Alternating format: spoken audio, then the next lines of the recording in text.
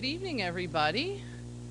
Welcome to the Town Hall Speaker Series, a joint program of the Bethel Park Public Library and the Recreation Department. I am Christine McIntosh. I'm the director of the library. And our speaker this evening is Chris Rodell, who is the author of the book, Use All the Crayons.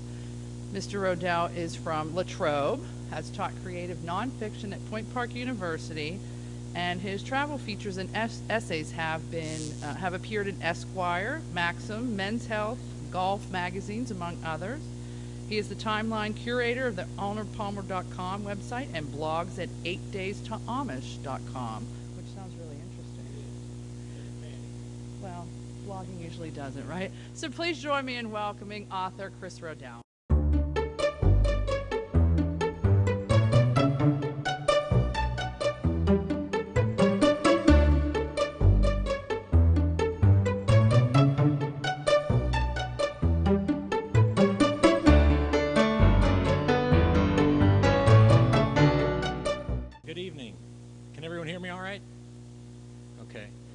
Generally, when I'm in front of any crowd this size, two people come up to me afterwards and say, you should be a stand-up comic.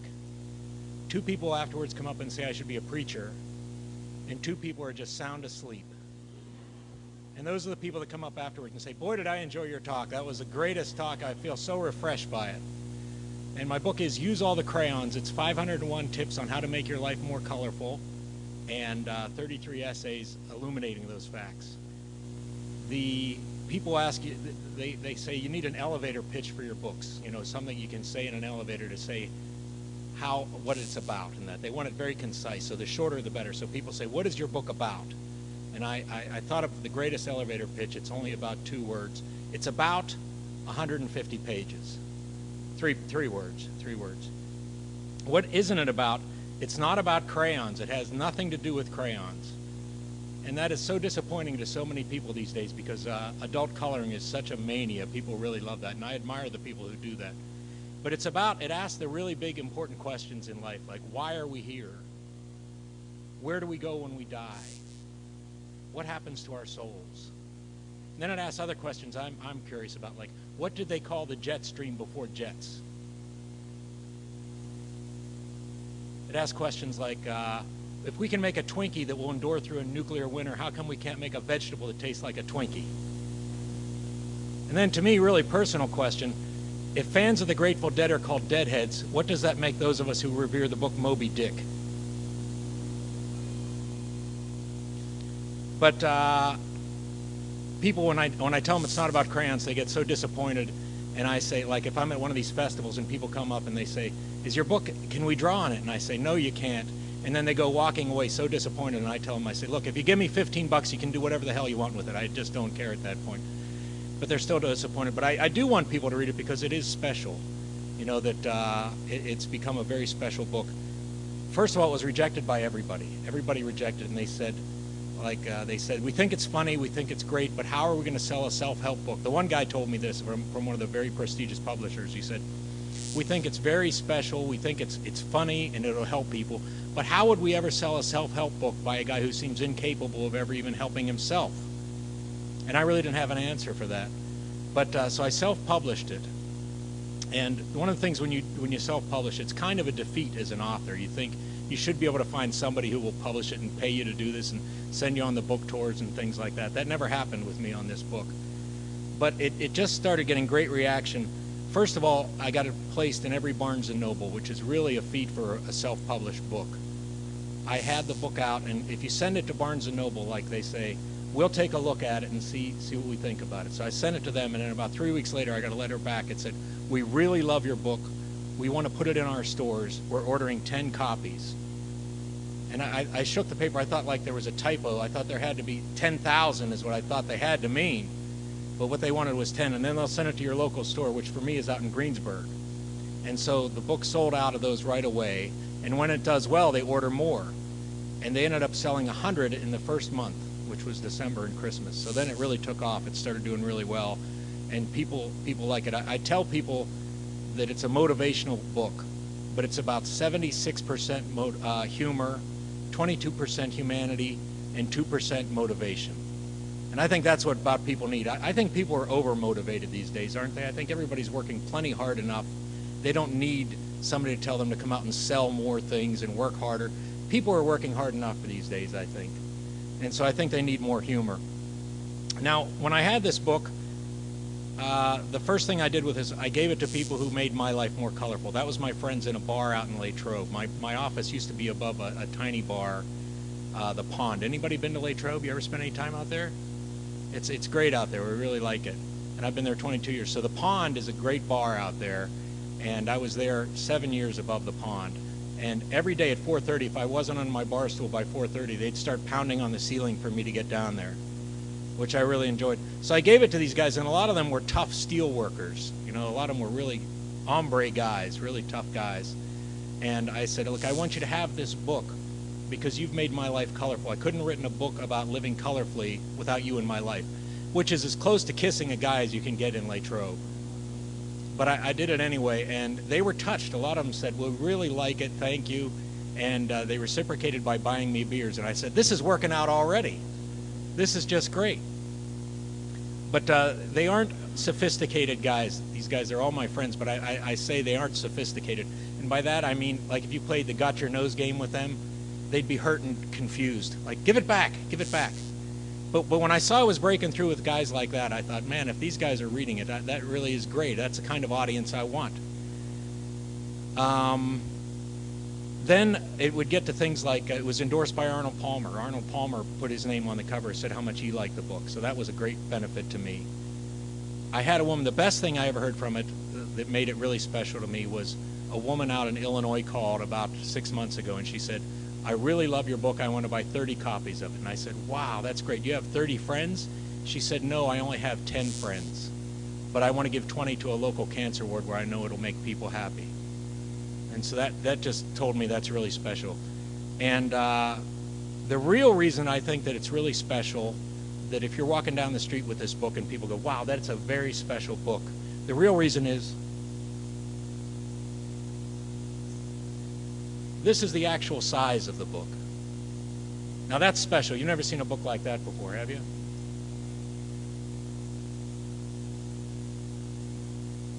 Try getting that on an airplane.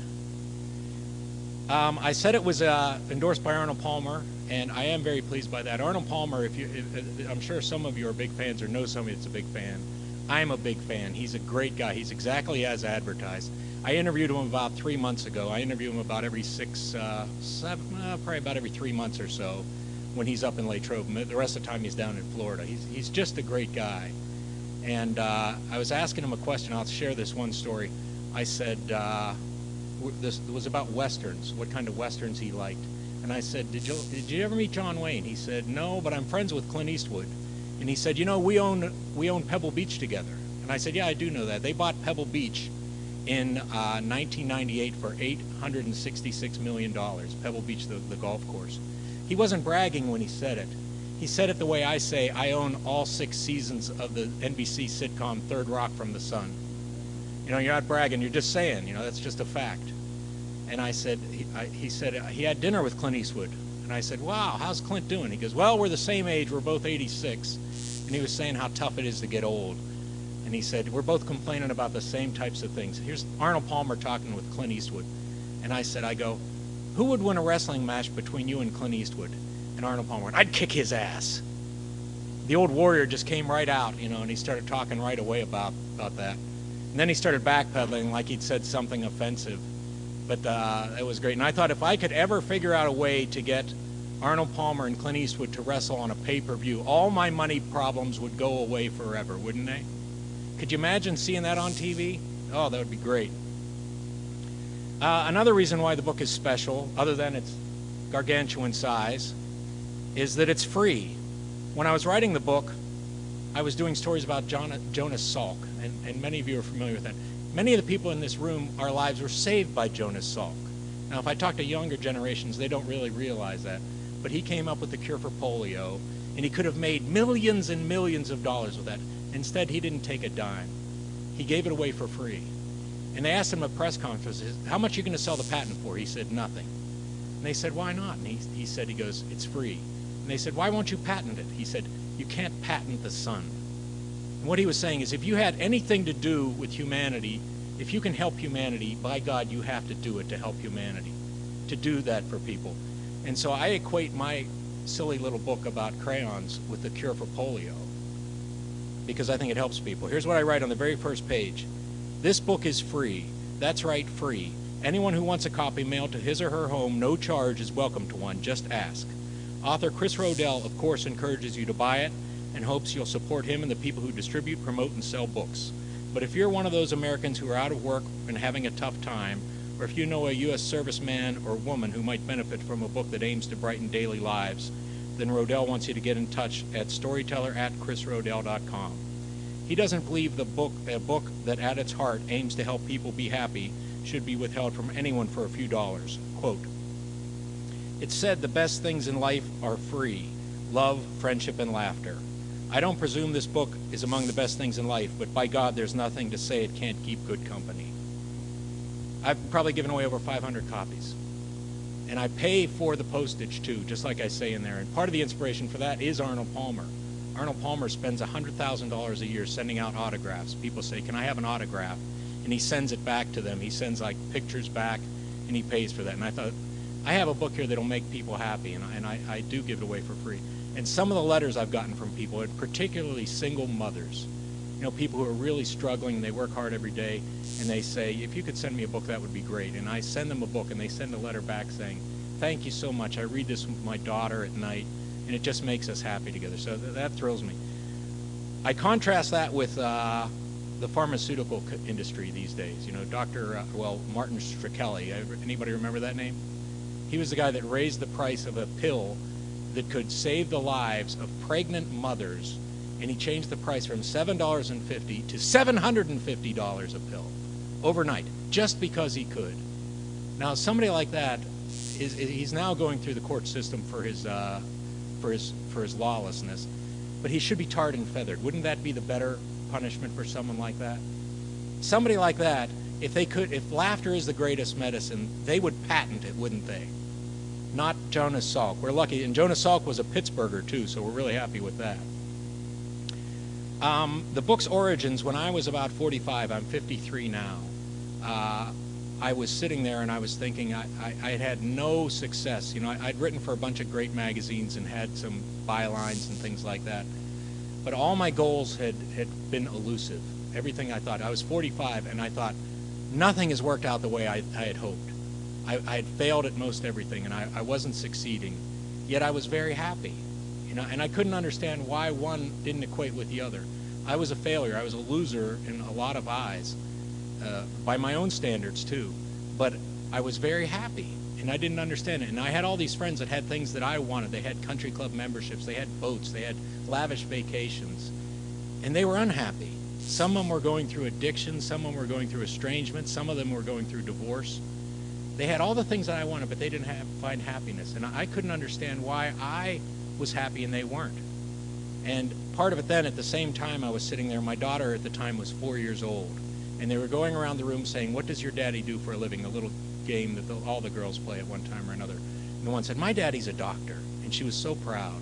And the other said, "My daddy's fixes cars," and she was very proud of him too. And the other one said, "My daddy builds homes," and she was proud of him.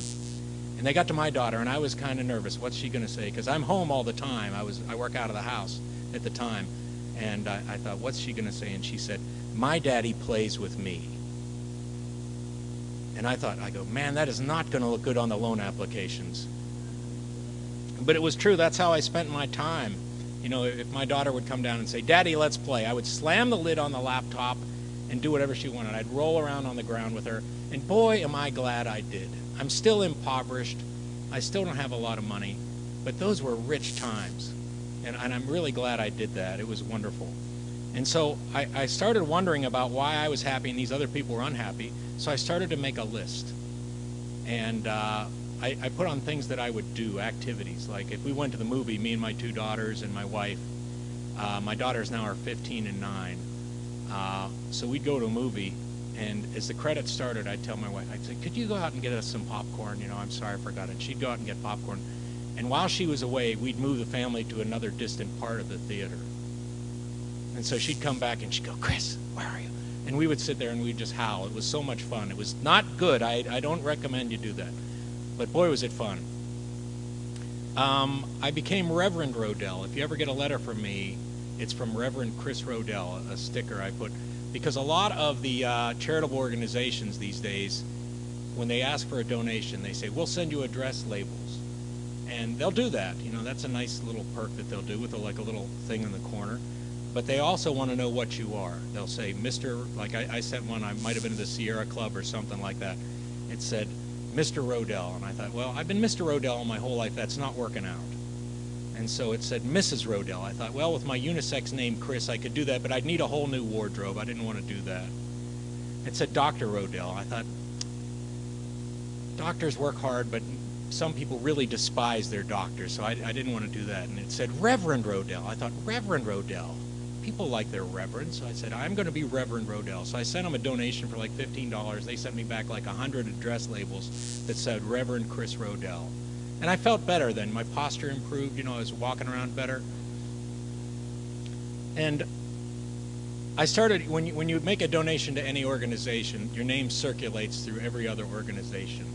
And so mine started to go to one political party. This was, I can't remember what election year it was, but they started calling me up ad nauseum, saying, Reverend Rodell, will you donate? And this one time was during dinner, and I said, I used a word a reverend would never use.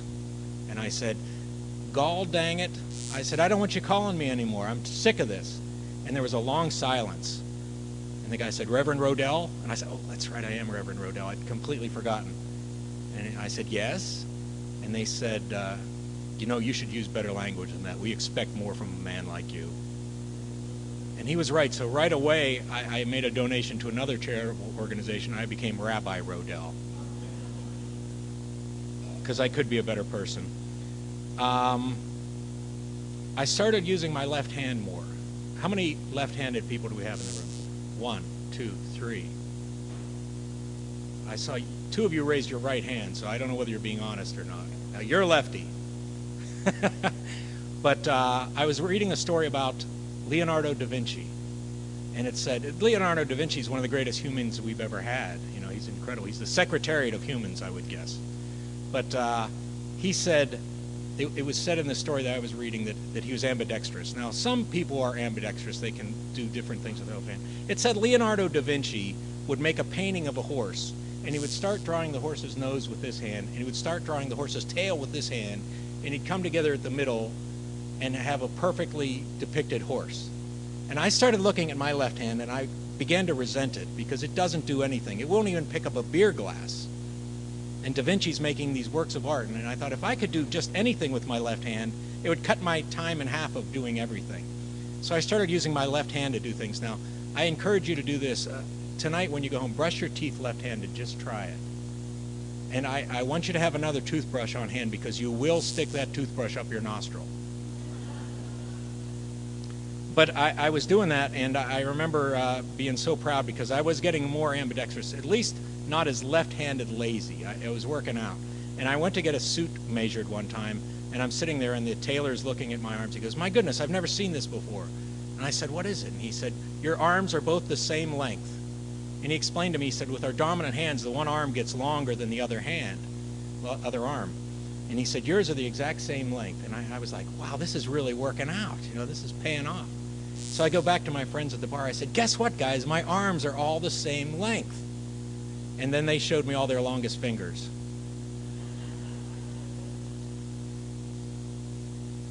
I tried to find, all my life, I've tried to be friendly with ordinary people, because I think every ordinary person has something extraordinary about them. Every single one of you, and me, and anybody you meet. And I go back to that. The man's name was Harold Deal. I was riding an airplane with Harold Deal. And some people these days don't talk on planes at all. You know, they have their earphones in and they don't talk at all. This was a while ago, and I was able to converse with Mr. Deal. And I said, where are you on your way to? He said, I'm heading to the Smoky Mountains in Tennessee. And I said, what are you doing down there? He goes, I'm a lightning strike survivor.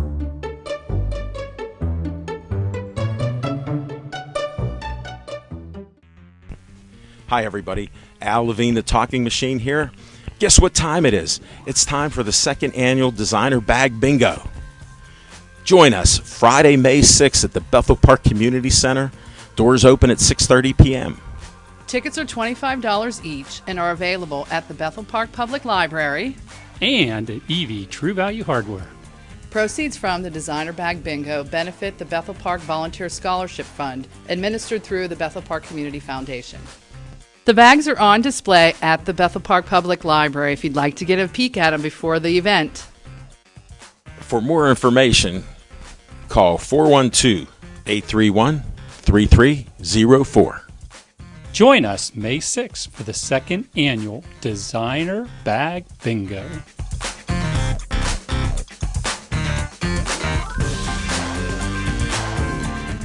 All I wanted was just one book. And for those of you in Bethel Park that don't know me, I am Mr. Bold, one of the many stars here at Bethel Park TV, Channel 7. I hope that the folks in Bethel Park understand what we have here in the way of BPTV, the asset that the television station, the public television station, is to the community of Bethel Park. For Mr. Bold personally, one of the things that I would like to do, and I've talked to Dave about this, is a show gearing itself towards veterans. And I would throw out an invitation to the veterans in our audience here in Bethel Park or around the South Hills. If you want to contact Dave Cable here at the station and let them know that you would be willing to share your experiences, especially the World War II veterans who are losing here at an alarming rate, and pretty soon there's not going to be many of them left. I would love to get them on TV if they would be willing and interview them.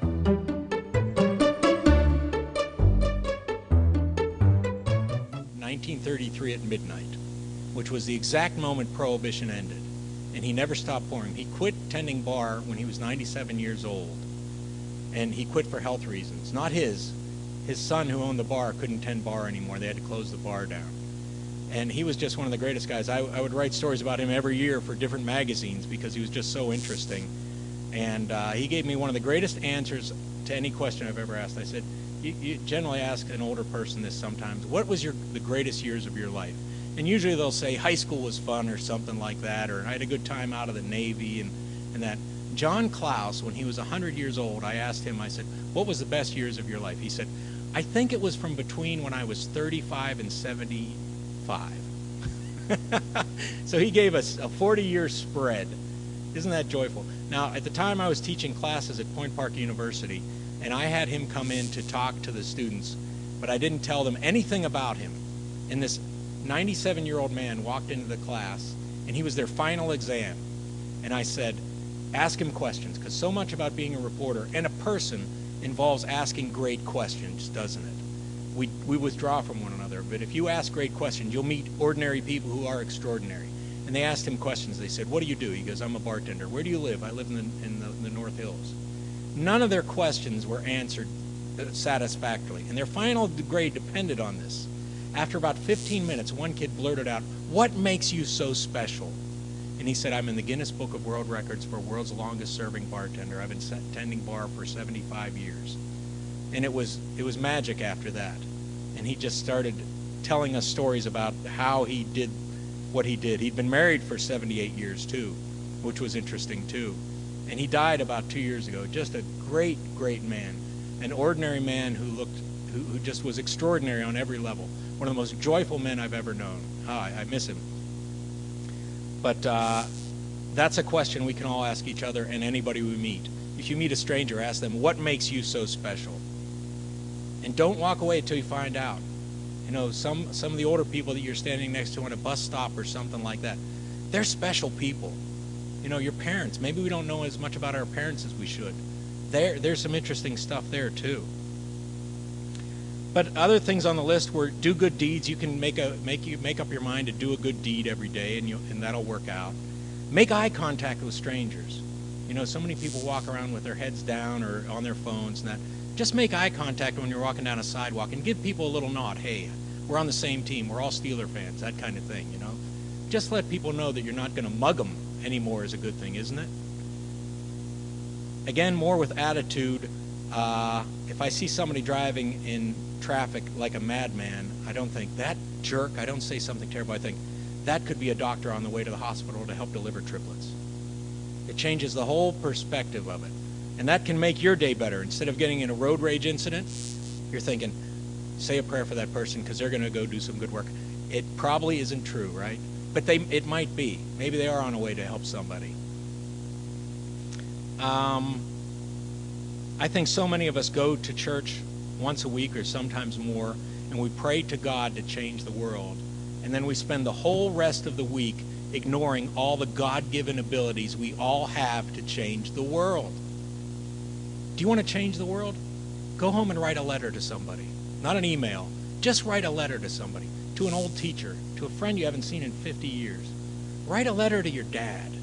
Like when my daughters write me a little note, it just might be something that just, I had fun at the movie with you. That becomes a bookmark that I'll never throw away. Just write something, a letter, an email, but we still remember what it's like to get mail, don't we? I mean, sometimes, it used to be fun to go get the mail, didn't it? Sometimes there'd be a paycheck in there. Sometimes there'd be a letter from a loved one, a postcard. I mean, those things can change the world. I say that one of the things we need to do in our lives, and if you need reminding, spend every day thinking, what can I do today to make sure that that people who go to my funeral say that parking was a real bitch? Because if you go to a funeral and there's no parking troubles, that's somebody that didn't really live that great of a life, you know? But if you go and you have to park like 3 blocks away and everybody's there, the whole town shuts down to see this person, that's a life well lived, isn't it? So try and do something every day, even if it's for a stranger, somebody you get coffee from every day. Do something that says, you know, that person's going to come to my funeral and say, boy, I'm going to miss that person. That's a good way to go through life if you think like that. So I had this list. I had 250 items on the list, and I showed it to my wife. And I always say that anybody who thinks that they are their own worst critic, any man who thinks they're their own worst critic, is either single or delusional. I love my wife dearly, but I'm not my own worst critic. But I showed it to her, and she said, it was 250 items. She goes, it's good. And she said, but it's Ernest. And I thought, oh man, I said, even people who are named Ernest don't want to be called Ernest. And she said, and it's only 250 words, and I mean 250 items. It should be 500. That's a good round number. And I said, okay. So I went right away then. I wrote at the time what was 251. Never forget how a long marriage can be a terrific antidote to excessive ego. And that was true. But she was right. You know, she was right. She said that it needed to be funnier. And I've done humor writing for a long time, so it made me reach back and try and make it funny, because we do need more humor, don't we? The shows that you watch, a lot of them, you say, if it's just too dour, you think it's just draining me. So I added humor that was necessary to it. Like number 308, don't be afraid to take advice from flamboyant rock stars on parenting. Elton John's correct. Mars ain't the kind of place to raise your kids. Tell friends you're opening an art gallery with nothing on the walls, then invite them to enter and be greeted by 40 guys who say nothing but, hi, I'm Art. Some of them take a while, and nobody leaves till you get all of them, all right? Someday, just for the fun of it, stand on a busy street corner and bark into the cell phone, no, no, no, the incision should be made behind the left ear, the left ear. like you're giving medical advice over the phone. I told that to a group of doctors one time. It got no laugh, and they said, well, we do that all the time. I've given brain surgery instructions from a putting green, the one guy told me.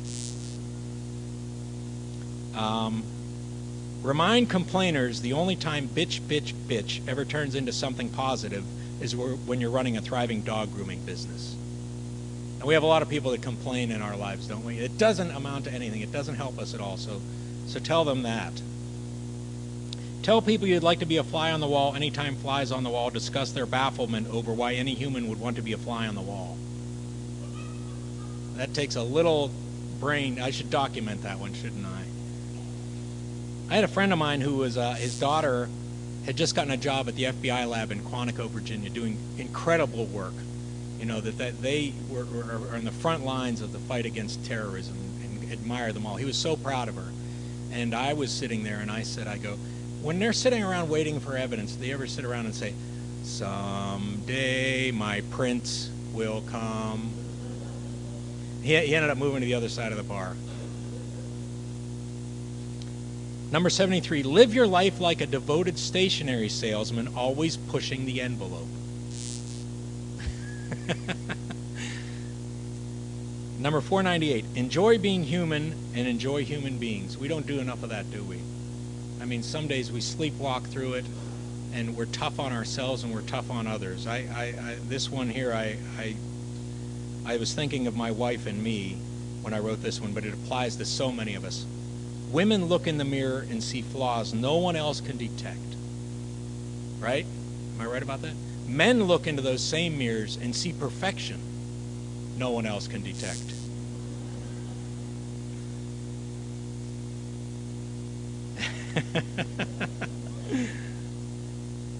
I want to ask you now, is there anyone in your life bugging you? Like, is there anyone that you work with that like just drives you crazy, gets under your skin? Is there anybody down in the neighborhood? They have a barking dog. We have a barking dog in our neighborhood that just, I don't know what I'd like to do, but there's many evil thoughts I have at times when this barking dog. Is there anybody across from you at the dinner table that bugs you? There's people like that. That's a common situation, isn't it? So again, going back to enjoying being humans and enjoying human being, to get over that is number 294. I want to read you a little excerpt. Tell the people that you love them. Say it aloud, and yes, men, say it to other men. I don't remember exactly when my brother and I started concluding nearly all our phone calls with "I love you," but it's become a natural declaration, because I do love him. He's one of those great big brothers that never minded when I tagged along. When he left home to attend Ohio University, he shepherded me along on the getaway weekends where I had the kind of fun that ensured I'd go there too. After I graduated from OU, I went to visit him in Nashville where he was working, and I landed a job at the newspaper there. We became roommates. I'll never forget the two of us sitting there on the little back porch drinking beers and watching the big jets glide in over Old Hickory Lake. I think after our father died in 2004, we began to appreciate a special closeness, having been sons to a man so fun and rare. None of that's really surprising. Sure, many siblings war throughout their lives and cause wicked tension at the family get-togethers, but the reverse is also true. Many enjoy the warm closeness that my brother and I have always felt. What's unusual is that I'm beginning to feel strange urgings to tell other male friends that yes, I love them too. Not the way that I love my brother, but I have many close male friends, 3 in particular I love deeply, and I'm struggling with how to share this forbidden emotion. Like most guys, I'm emotionally repressed in how I deal with my dear male friends. I certainly feel a deep love for them, but I wrestle with how to express those feelings. I was thinking of this while I was listening to Kieran Kane's lovely rendition of Louis Armstrong's What a Wonderful World. I see friends shaking hands, saying, "How do you do?" What they're really saying is, "I love you." Why is it so wrong for me to tell my male friends that I love them? What would happen if instead of our standard buddy-buddy sign-off, "Hey man, take it easy, let's go Bucks," I took a different approach? What if instead of that breezy happy hour send-off, I looked soulfully into Frank's cappuccino-colored eyes and said, "Frank, I love you, let's go Bucks." I know exactly what would happen. Frank's bushy mustache would start to twitch the way it does when the bartender says he's shut off. He'd be outraged. He doesn't want my love, even though I suspect he's always loved me too. An awkward silence would descend on the bar. I'd be an instant pariah. Then all the cruel Brokeback Mountain jokes would start. It's a strange fact of life in my still redneck corner of the world that I could lose a friend because I dared reveal how much he means to me. It's not like I'm going to leave my wife and 2 kids for Frank.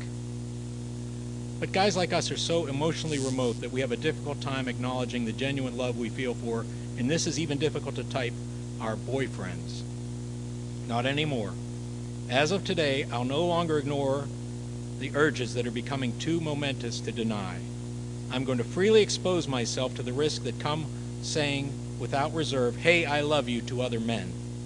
And I'm going to start right here by telling the whole world of my earnest feelings for 3 darling buddies who've always touched me deepest in my soul. Here goes. I love you, Mo. I love you, Larry. And I love you, Curly. Nyuk, nyuk, nyuk, nyuk. It wasn't as hard as I thought.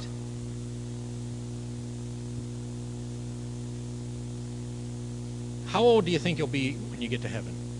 Has anybody thought about that? Do you think you'll go at the age when you die, or will you go at an age when you were young and fit and you had all your hair and you were really assured and things like that? I wonder about that because I had a great-grandfather. He was a grandfather and a great-grandfather, not a great-grandfather. He was a great man. He was a philosopher butcher from Punxsutawney, and you could ask him anything. But he always wondered how old he'd be when he got to heaven. And he said he was going to ask God when he got there. He was going to say, "I know you created heaven and earth, but who or what created you?" And I think that's one of the great profound questions of all time. I said, what's going to happen if you got it wrong and you go to hell? What are you going to ask the devil? He said, I'm going to ask him, when's Chris getting here? I remember very clearly that we were driving along. He was 85 years old in Punxsutawney, and I say that, like people say, wow, he was 85 and driving, and I say that's true, but everybody in Punxsutawney knew to be off the roads between 8 and 9:30 and during the day, so it was safe. But I said, what do you got going on today, Papa? And he goes, I'm going to bury another one of my best friends. And I said, boy, that's tough. And he said, yeah, it's no fun at all. And I said, are you ever afraid of dying? And he pounded the steering wheel. I'll never forget, he pounded the steering wheel. He goes, hell no. He goes, I pray every night I don't wake up. He goes, I'm so sick of living. He goes, I've buried all my friends, and it's just terrible. My body's breaking down. He goes, I've lived my full share. I'm ready to move on. 12 years later, he was living with my mother. Still fit, still sharp, but just furious that he was alive. He'd see something on the news of a young mother dying, and it would make him furious. He would say, he goes, how come I have all these excess years and these young mothers are dying? It just would make him furious. And he said, if it wasn't such a shame to the family, and he made a slashing motion with his finger over his wrist. And my mother, we have a strain of dark humor in our family. My mother said, I wouldn't be ashamed. And 3 weeks later, he got up under his own power, walked into the bathroom, closed the door and locked it, and with something sharper than his finger, made a slashing motion over his wrist in the bathtub. And that began one of the worst days of my life, because he survived it. And he was mortally horrified that he had failed at this attempt to kill himself, because he was so done with living. And we went to the hospital, and they just bandaged him up. And we get back home, and we're human beings. So after we'd cleaned up everything up, and we've got him situated in the bedroom, and we're finally winding down, I said, my mom said, you know, I'm hungry. You get hungry. You know, you're a natural human being. And she goes, go get some sushi. So I said, so I drove across the street and got us some sushi. And we bring it back, and he's still sitting on the bed there, laying on the bed, horrified, just horrified. He's 97 at this time.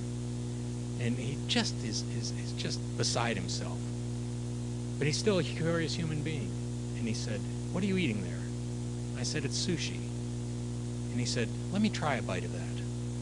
So he rises up on his elbows. Now, I don't know what I was expecting to happen. I don't know whether he was expecting him to jump out of bed and saying, thank God I'm alive, this sushi's fantastic. But what did happen was I gave him a bite, and I said, "What do you think?" And he's chewing it, and he said, "I wouldn't hit a dog in the ass with this."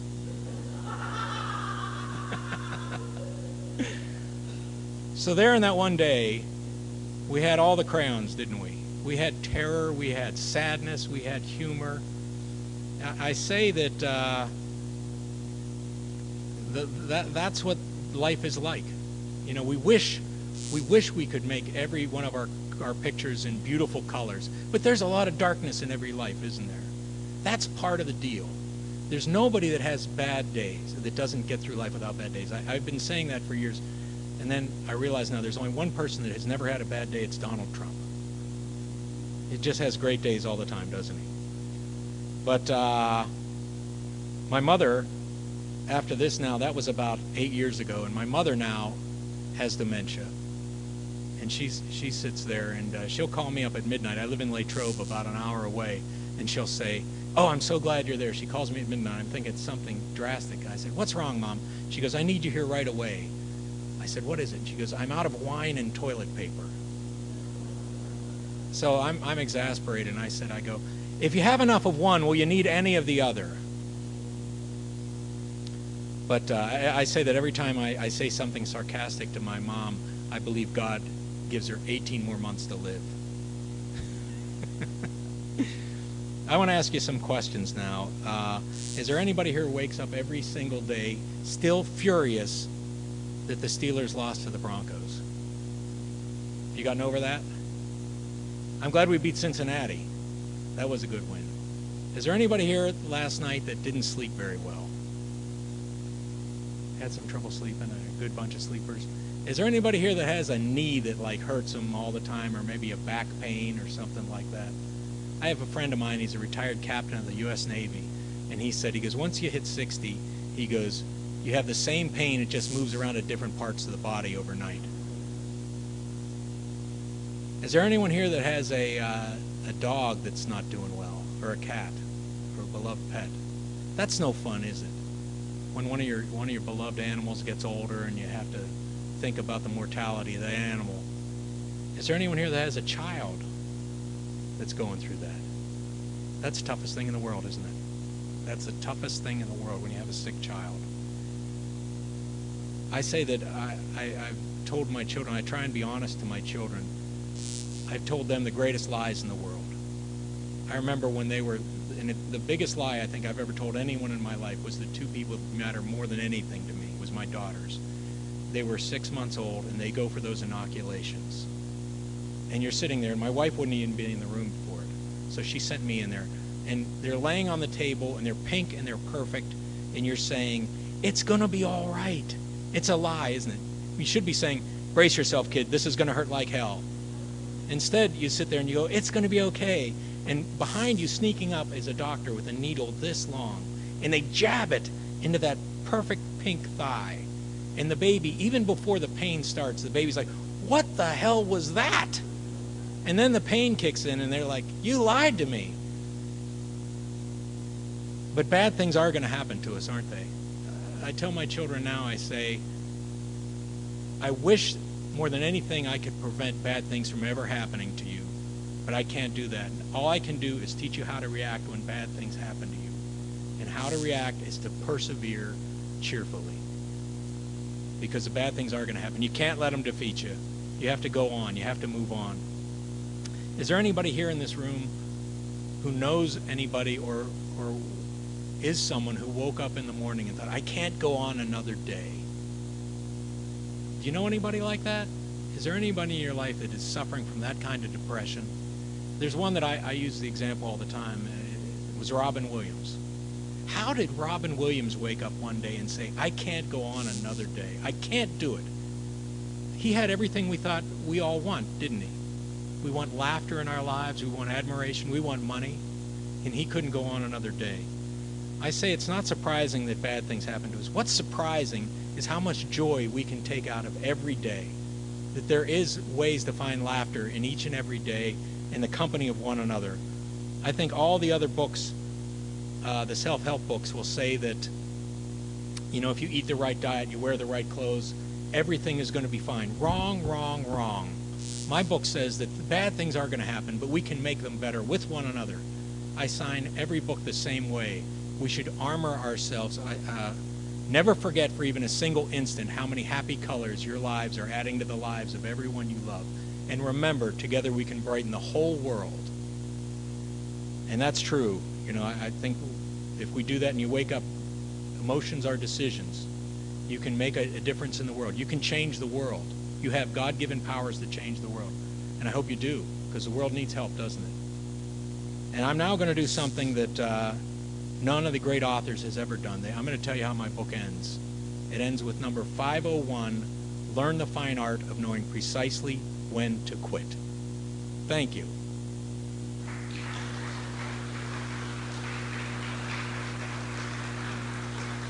I want to tell you, too, the book is about how to be happy while you're poor. My wife wants me to try and make the next book, How to Be Happy When You're Rich. So I'm selling the crayon book back there for $15 each, and it is signed, and I sign them in crayons, and I have a little doodle in there with crayons. And I have a new book out that is getting great reaction. It's a novel. It's called The Last Baby Boomer, the story of the ultimate ghoul pool. The premise is, in the year 2079, the last baby boomer will be 115 years old. People are going to be so sick of baby boomers by then, they're going to take the last one, charge $25 to be with him for 15 minutes. If you're in the room when he dies, you win the jackpot. But he won't die. He just keeps living and living. The jackpot keeps growing and growing. I say it's a coming of old age story, because everyone has to die, but only one of us gets to die last. But I've been thrilled by the reaction that's getting. So if you're interested in that, that's 20. But thank you for your attention. You know, you changed my world today. You make me happy by sitting here listening to me and seeing all your smiling faces. I hope I helped your lives a little bit too. Thank you very much.